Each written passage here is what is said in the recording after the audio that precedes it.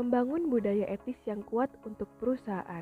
Pada bagian ini kita akan membahas 3 poin, yaitu memimpin dengan memberi contoh, menetapkan kode etik, dan menerapkan program pelatihan etika. Yang pertama, memimpin dengan memberi contoh.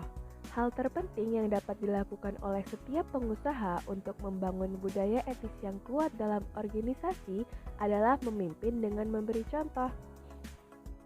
Sebagai wirausahawan, kita dapat mengkomunikasikan etika sebagai prioritas, memberikan contoh perilaku etis yang baik, menjaga komitmen, memberikan informasi tentang apa yang sedang terjadi, dan mendukung mengikuti standar organisasi.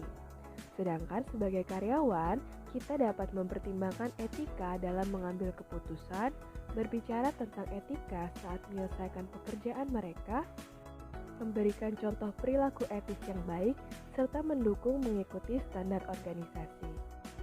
Poin yang kedua yaitu menetapkan kode etik. Kode etik adalah pernyataan formal dari nilai-nilai organisasi pada isu-isu etika dan sosial tertentu.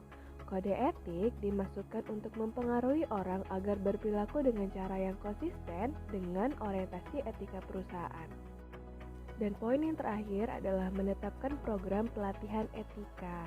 Jadi, program pelatihan etika membantu karyawan mengatasi dilema etika dan meningkatkan perilaku etis mereka secara keseluruhan. Dilema etis ini maksudnya adalah situasi ketika seseorang itu melakukan sesuatu yang bermanfaat bagi dirinya sendiri atau organisasi, tetapi pada kenyataannya hal itu tuh mungkin tidak etis sebenarnya. Nah, selanjutnya pada slide 8 kita akan membahas mengenai penanganan masalah hukum secara efektif. Dalam penanganan masalah hukum secara efektif, dibahas pada slide 9 di sini ada beberapa hal yang perlu diperhatikan, yaitu diantaranya memilih pengacara untuk firma. Cara memilih pengacara yang tepat yaitu dengan menghubungi dan mencari pengacara yang sudah berpengalaman. Kemudian yang kedua ada mewawancarai pengacara. Kemudian yang ketiga memilih pengacara yang sudah akrab dengan proses startup. Kemudian selanjutnya ada pilih pengacara yang dapat membantu menghasilkan uang.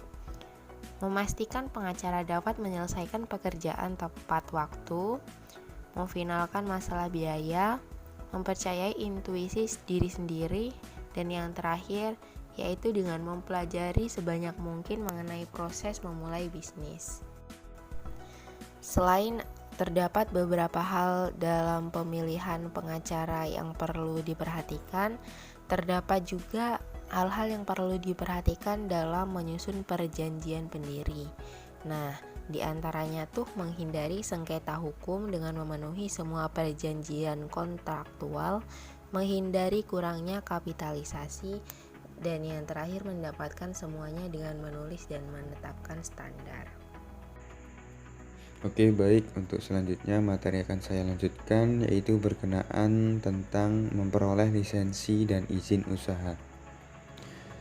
Oke, baik. Jadi di sini saya akan menjelaskan tentang cara bagi pemimpin bisnis untuk menentukan lisensi dan izin yang diperlukan. Jadi di sini terdapat 3 cara, yaitu pemimpin dapat bertanya kepada seseorang yang menjalankan bisnis serupa. Cara yang kedua yaitu pemimpin bisnis dapat menghubungi kantor sekretaris negara di negara bagian tempat bisnis akan diluncurkan. Dan cara yang ketiga itu dengan menggunakan salah satu alat pencarian yang tersedia secara online. Jadi melalui 3 cara tersebut, pemimpin bisnis dapat memperoleh informasi atau langkah-langkah yang diperlukan untuk mendapatkan atau melakukan lisensi dan izin terhadap bisnis yang dijalankan. Selanjutnya terkait memperoleh lisensi dan izin usaha. Jadi banyak bisnis itu memerlukan lisensi dan izin untuk beroperasi. Dengan lisensi atau izin untuk beroperasi, maka bisnis tersebut dapat secara legal dijalankan pada suatu negara tersebut. Sehingga ketika bisnis tersebut diizinkan, maka perusahaan atau bisnis tersebut dapat berjalan dan mencapai tujuannya untuk memperoleh keuntungan. Berikut ini adalah ikhtisar lisensi dan izin yang diperlukan di Amerika Serikat pada tingkat federal, negara bagian, dan lokal untuk organisasi bisnis. Oke, baik. Yang pertama yaitu lisensi dan izin federal. Jadi sebagian besar bisnis itu tidak memerlukan lisensi federal untuk beroperasi. Namun juga terdapat beberapa yang memerlukannya. Nah, di samping ini atau yang ditampilkan pada layar ini merupakan beberapa aktivitas bisnis yang memerlukan lisensi atau izin federal. Contohnya yaitu di bidang pertanian. Contoh kegiatan seperti mengangkut hewan, produk hewan, biologis, bioteknologi, atau tumbuhan lintang garis negara. Badan yang memiliki wewenang atas tersebut yaitu Departemen Pertanian Amerika Serikat atau USDA. Dan untuk selanjutnya itu ada aktivitas bisnis terkait minuman beralkohol seperti memproduksi, menggrosir atau menjual minuman beralkohol di lokasi eceran. Nah, badan yang mengatur hal tersebut yaitu Biro Perdagangan dan Pajak Alkohol dan Tembakau. Selanjutnya di bidang penerbangan terkait pengoperasian pesawat udara, pengangkutan barang atau orang melalui udara. Itu badan yang mengatur hal tersebut yaitu Administrasi Penerbangan Federal atau FAA. Dan seterusnya yang mungkin teman-teman semua dapat melihat pada layar tersebut.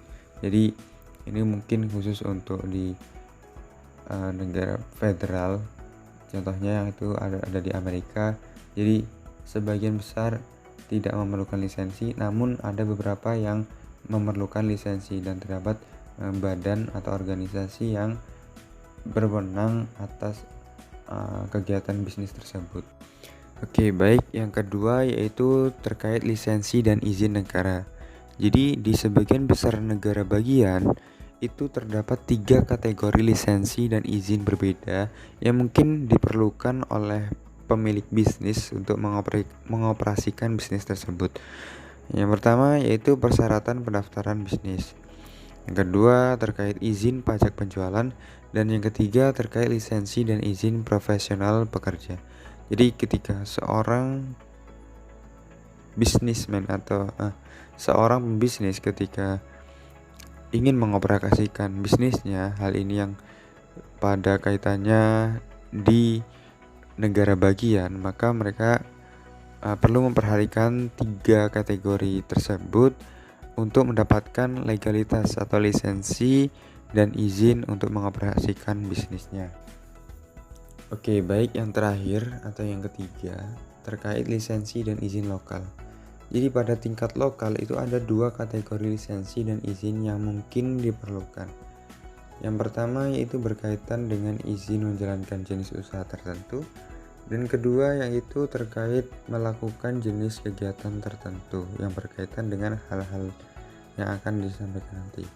Nah, untuk yang pertama yaitu izin untuk menjalankan jenis usaha tertentu. Contoh kegiatannya atau contoh bisnisnya yaitu seperti penitipan anak, toko dan salon pangkas rambut, bengkel otomotif, serta hotel dan motel.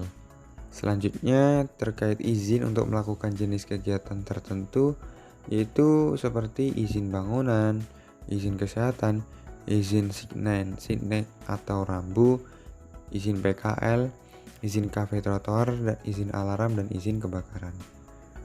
Nah, selanjutnya ketentuan lainnya juga berlaku untuk nama bisnis. Jadi bisnis itu juga diwajibkan untuk mendapatkan nomor identifikasi karyawan federal bagi semua bisnis, selain perusahaan perseorangan yang tidak memiliki karyawan. Jadi bagi bisnis perseorangan yang memiliki karyawan itu wajib untuk melakukan lisensi atau izin terkait nama bisnis, dan mewajibkannya untuk memiliki nomor identifikasi karyawan. Materi selanjutnya adalah memilih bentuk organisasi bisnis. Jadi, ketika bisnis diluncurkan, bentuk badan hukum harus dipilih. Kepemilikan tunggal, kemitraan, perusahaan, dan perusahaan dengan tanggung jawab terbatas adalah badan hukum yang paling umum dari mana pengusaha bisa membuat pilihan. Memilih badan hukum bukan peristiwa satu kali, karena ketika bisnis tumbuh dan matang, perlu ditinjau secara berkala apakah bentuk organisasi bisnis saat ini tetap dan tepat. Dalam kebanyakan kasus, bentuk badan usaha perusahaan dapat diubah tanpa memicu implikasi pajak yang merugikan. Kepemilikan tunggal. Bentuk paling sederhana dari entitas bisnis adalah kepemilikan perseorangan. Kepemilikan tunggal atau kepemilikan perseorangan adalah bentuk organisasi bisnis yang melibatkan satu orang. Kepemilikan tunggal adalah bentuk organisasi bisnis yang paling umum. Kebanyakan kepemilikan perseorangan atau tunggal adalah perusahaan pengganti gaji atau gaya hidup dan biasanya merupakan pilihan yang buruk untuk perusahaan wirausaha yang agresif. Berikutnya adalah keuntungan dan kerugian utama dari kepemilikan tunggal. Untuk keuntungannya sendiri adalah pertama, membuatnya begitu mudah dan murah. Kedua, pemilik memiliki kendali penuh atas bisnis dan mempertahankan semua keuntungan. Ketiga, kerugian bisnis dapat dikurangkan dengan sumber pendapatan lain dari pemilikan tunggal. Keempat, tidak dikenakan pajak berganda. Dan yang terakhir, bisnis mudah dibubarkan. Untuk kerugian sendiri adalah tanggung jawab pihak tidak terbatas. Lalu yang kedua, bisnis ini bergantung pada keterampilan dan kemampuan seorang pemilik tunggal yang menjadi sukses. Tentu saja pemilik dapat memperkerjakan karyawan yang memiliki keterampilan dan kemampuan tambahan. Ketiga, mengumpulkan modal biasanya sulit. Lalu yang keempat, bisnis berakhir pada kematian pemilik atau hilangnya minat dalam bisnis. Dan yang terakhir, likuiditas investasi pemilik rendah. Selanjutnya adalah kemitraan. Jika dua orang atau lebih memulai bisnis, mereka harus berorganisasi sebagai kemitraan, korporasi, atau perseroan terbatas. Kemitraan diorganisasikan sebagai mitra umum atau terbatas. Kemitraan umum. Kemitraan umum adalah suatu bentuk organisasi bisnis di mana dua orang atau lebih menggabungkan keterampilan, kemampuan, dan sumber daya mereka untuk menjalankan bisnis. Keuntungan dan kerugian utama dari keanggotaan umum adalah yang pertama, untuk keuntungannya sendiri, satu, menciptakan relatif mudah dan murah dibandingkan dengan korporasi atau perseroan terbatas. Kedua, keterampilan dan kemampuan lebih dari satu individu tersedia untuk perusahaan. Ketiga, memiliki lebih dari satu pemilik dapat membuatnya lebih mudah untuk mengumpulkan dana. Keempat, kerugian bisnis dapat dikurangkan dengan sumber mitra lainnya. Dan yang terakhir, tidak dikenakan pajak berganda.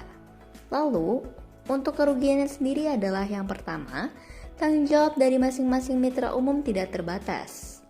Yang kedua, bisnis ini bergantung pada keterampilan dan kemampuan sejumlah mitra tetap. Tentu saja, mirip dengan kepemilikan perseorangan, para mitra dapat merekrut karyawan yang memiliki keterampilan dan kemampuan tambahan. Ketiga, mengumpulkan modal biasanya cukup sulit. Keempat, karena pengambilan keputusan di antara para mitra, maka bisa saja terjadi perselisihan. Lalu yang kelima, bisnis berakhir pada kematian atau penarikan satu mitra kecuali dinyatakan lain dalam perjanjian kemitraan. Dan yang terakhir, likuiditas investasi dari masing-masing mitra rendah. Oke, karena tadi kita telah membahas kemitraan umum, selanjutnya kita akan membahas kemitraan terbatas. Nah, kemitraan terbatas adalah bentuk modifikasi dari kemitraan umum. Perbedaan utama antara keduanya adalah bahwa kemitraan terbatas mencakup dua kelas pemilik, mitra umum dan mitra terbatas. Tidak ada batasan jumlah mitra umum atau terbatas yang diizinkan dalam kemitraan terbatas. Mirip dengan mitra umum bertanggung jawab atas hutang dan kewajiban kemitraan, Tetapi mitra terbatas hanya bertanggung jawab hingga jumlah investasi mereka. Kemitraan terbatas biasanya dibentuk untuk mengumpulkan uang atau menyebarkan resiko usaha tanpa membentuk korporasi. Perusahaan atau corporation. Korporasi adalah badan hukum terpisah yang diselenggarakan di bawah otoritas suatu negara. Korporasi dibedakan menjadi dua jenis, yaitu C corporations dan S corporations. C corporations adalah badan hukum yang di mata hukum terpisah dari pemiliknya. Dalam kebanyakan kasus, korporasi melindungi pemilik yang disebut pemegang saham dari tanggung jawab pribadi atas hutang dan kewajiban korporasi. Sebuah perusahaan diatur oleh dewan direksi. Selanjutnya ada S corporations. Perusahaan subchapter S menggabungkan keuntungan dari kemitraan dan perusahaan C. Keuntungan dan kerugian bisnis tidak dikenakan pajak berganda. Perusahaan subchapter S tidak membayar pajak. Sebaliknya, keuntungan atau kerugian dari bisnis diteruskan ke pengembalian pajak individu pemilik. Keuntungan dan kerugian dari C corporations. Keuntungan dari C corporation yang pertama itu ada pemilik hanya bertanggung jawab atas hutang dan kewajiban korporasi sebatas jumlah investasi mereka. Yang kedua, mekanisme peningkatan modal lebih mudah. Selanjutnya, tidak ada batasan pada jumlah pemegang saham yang berbeda dari subchapter S perusahaan. Lalu, saham liquid jika diperdagangkan di perusahaan saham utama. Dan yang terakhir, kemampuan untuk berbagi saham dengan karyawan melalui opsi saham atau lainnya. Rencana insentif dapat menjadi bentuk motivasi karyawan yang kuat. Kerugian dari C corporations. Yang pertama ada menyiapkan dan memeliharanya lebih sulit daripada untuk kepemilikan tunggal atau kemitraan. Lalu, kerugian bisnis tidak dapat dikurangkan terhadap pendapatan pemegang saham yang lain. Yang ketiga, penghasilan dikenakan pajak berganda, artinya dikenakan pajak di tingkat perusahaan dan pemegang saham. Dan terakhir, pemegang saham kecil biasanya memiliki sedikit suara dalam pengelolaan. Keuntungan dan kerugian dari S corporations. Keuntungan dari S corporations yang pertama, tidak dikenakan pajak berganda untuk bisnisnya. Lalu, pemiliknya tidak tunduk pada tanggung jawab pribadi atas perilaku bisnis. Dan yang terakhir, hanya penghasilan yang benar-benar dibayarkan sebagai gaji yang dikenakan pajak gaji. Kerugian dari S corporations yang pertama, pembatasan dalam kualifikasi. Lalu, adanya biaya yang terlibat dengan pengaturan dan pemeliharaan subchapter S status. Yang ketiga, perusahaan subchapter S terbatas pada 100 pemegang saham. Dan yang terakhir, jika perusahaan subchapter S ingin menyertakan lebih dari 100 pemegang saham, maka harus dikonversi menjadi perusahaan C atau perseroan terbatas. Perseroan terbatas, PT atau LLC. PT menggabungkan tanggung jawab terbatas yang merupakan keuntungan dari korporasi dengan keuntungan pajak dari kemitraan. Keuntungan dari PT. Yang pertama itu, anggota bertanggung jawab atas hutang dan kewajiban bisnis hanya sebatas jumlah investasi mereka. Lalu, jumlah pemegang saham tidak terbatas. Selanjutnya, PT dapat memilih untuk dikenakan pajak sebagai pemilik tunggal, kemitraan, perusahaan S, ataupun korporasi. Dan menyediakan kesepakatan fleksibilitas. Dan yang terakhir, karena laba hanya dikenakan pajak di tingkat pemegang saham, tidak ada pajak ganda. Selain keuntungan, PT juga memiliki kerugian, di antaranya yang pertama, menyiapkan dan memeliharanya itu lebih sulit dan mahal. Lalu, akuntansi pajak itu biasanya rumit. Yang ketiga, karena PT adalah jenis entitas bisnis yang relatif baru, tidak ada banyak presiden hukum yang tersedia bagi pemilik untuk mengantisipasi bagaimana sengketa hukum yang mungkin mempengaruhi bisnis mereka. Dan yang terakhir, beberapa negara bagian memungut pajak waralaba pada PT, yang pada dasarnya merupakan biaya yang dibayar untuk kepentingan tanggung jawab terbatas. Sekian presentasi dari saya kembalikan ke moderator.